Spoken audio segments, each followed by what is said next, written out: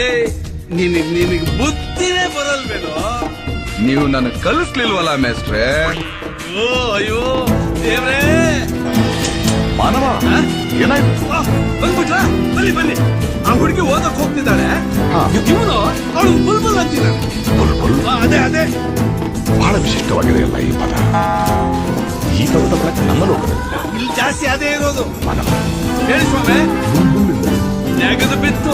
ಇವ್ರಿಗೆ ಯಾಕೆ ಹೇಳೋದು ಸ್ವಾಮಿ? ಬುಲ್ಬುಲ್ ಅಂದ್ರೆ ಹುಡುಗಿರ್ನ ಪಟಾಯಿಸೋದು.